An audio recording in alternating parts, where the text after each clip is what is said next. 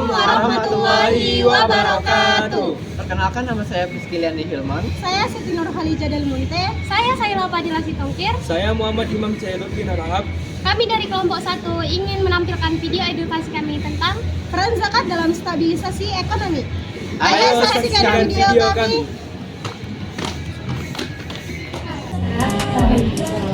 Perkenalkan, kami mahasiswa dari Universitas Islam Negeri Sumatera Utara. Apakah boleh kami mewawancarai kakak tentang peran zakat dalam stabilisasi ekonomi? Nggak boleh deh.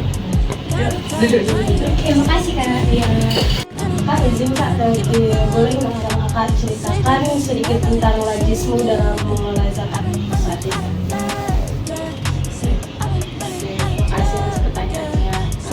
Tadi pertanyaannya itu terkait bagaimana lajismu mengelola zakat saat ini.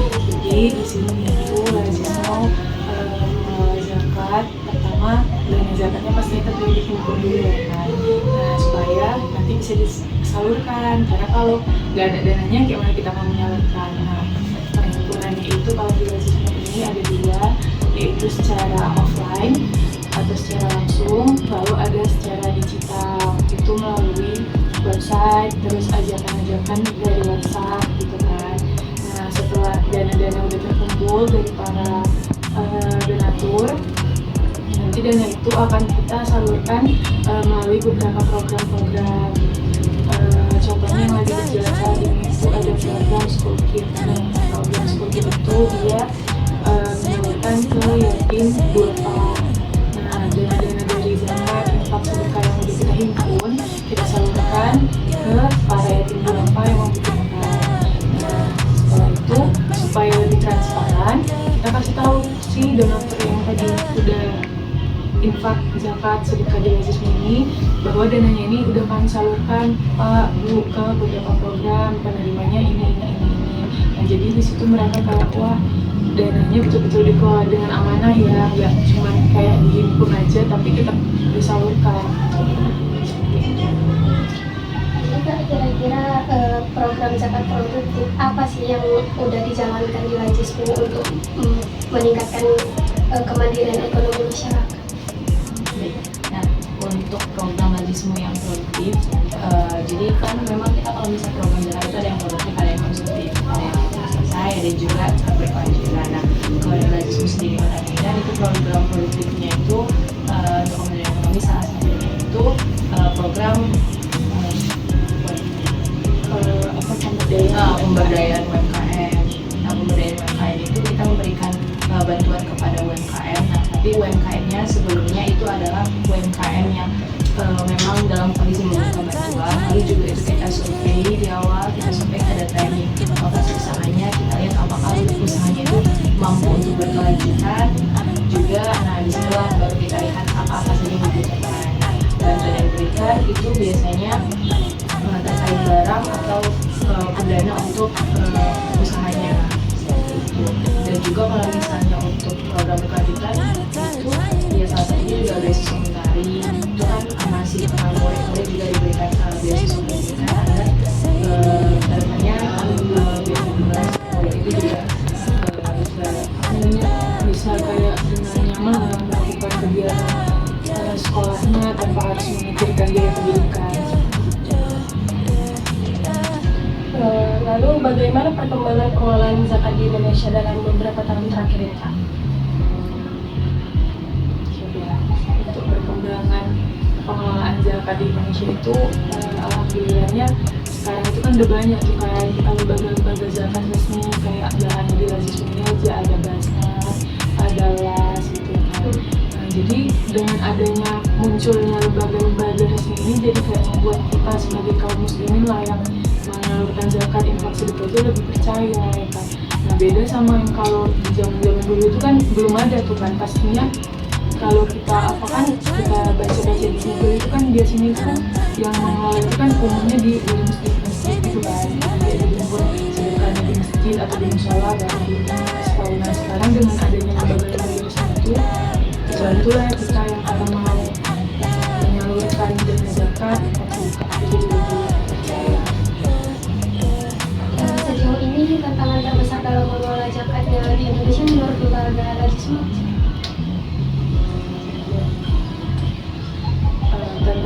itu yang paling besar itu tentunya kepercayaan. Nah, kita itu kan mau mengelola dana umat kan, bukan dana kita kan, dana dari masyarakat, pertama zakat, infak, sedekah itu bukan hanya dipertanggungjawabkan di dunia tapi di akhirat juga kan ya.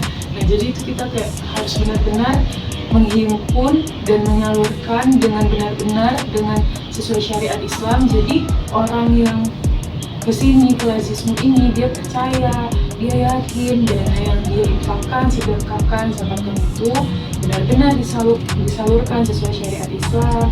Nah, untuk membangun kepercayaan itulah kita transparansi ke dia, Pak, dana Bapak yang Bapak sedekahkan di hari ini sebesar segini kami salurkan ke sini melalui program apa gitu, kita jelaskan. Jadi dia kayak trust, dia percaya dia sama kita kan. Itu juga tantangan kita sendiri menjadi sekolah itu mungkin karena lembaga identitas lembaga zakat Muhammadiyah. Nah, itu yang menjadi PR kami besar untuk terus memberitahukan masyarakat bahwa ada loh lazis gitu. Tapi ini sebenarnya kita bukan hanya untuk Muhammadiyah, itu juga memang ya lembaga zakat. Nah, situ PR kami dia salah satu yang kami lakukan adalah terus memasifkan dari media menginformasikan bahwa lembaga kami ada percaya kasarnya kan. Jadi disampaikan bahwa nanti diberikan kepercayaan dalam bentuk informasi terkait penemuan itu disampaikan,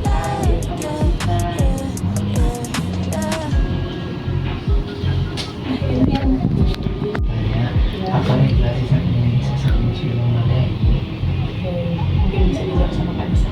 Baik, untuk regulasi sendiri, sebenarnya dari pemerintah sendiri sudah mengeluarkan undang-undang terkait bagaimana pengelolaan zakat, dari bagaimana menghimpun, disalurkan kepada siapa, pengumpulan, distribusinya.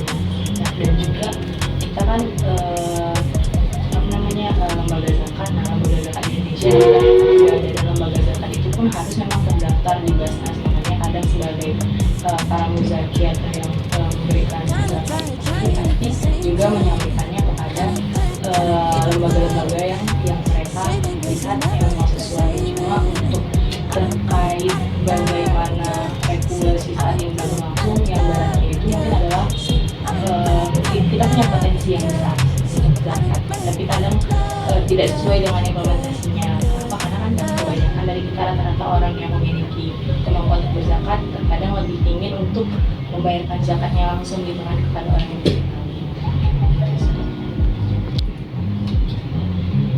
Kakak, bagaimana peran zakat dalam menjaga stabilitas ekonomi Indonesia ketika terjadi krisis ekonomi, pandemi, inflasi, atau resesi global? Oke, baik. Bisa saya jawab ya.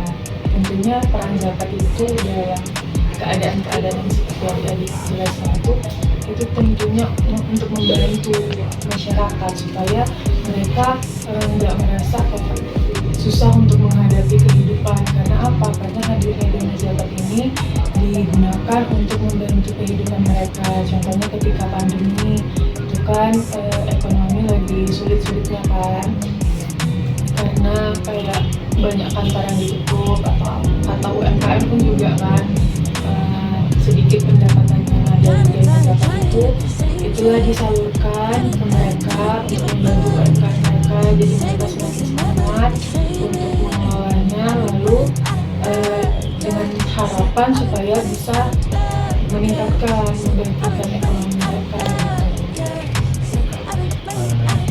Apakah pengelolaan zakat di Indonesia sudah cukup transparan dan profesional untuk memperoleh kepercayaan kepada masyarakat?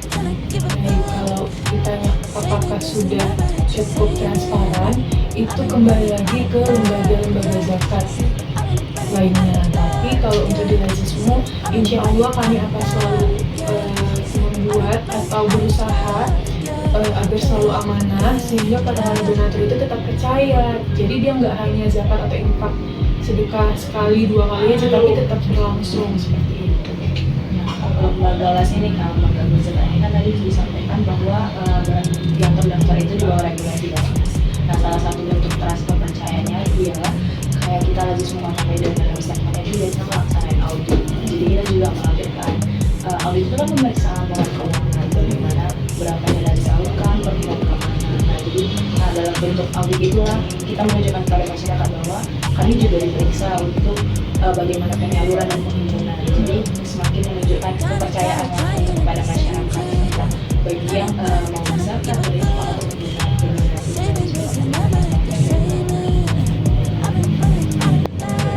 Apa pengelolaan zakat saat ini sudah efektif dalam mempengaruhi kemiskinan dan kesenjangan ekonomi?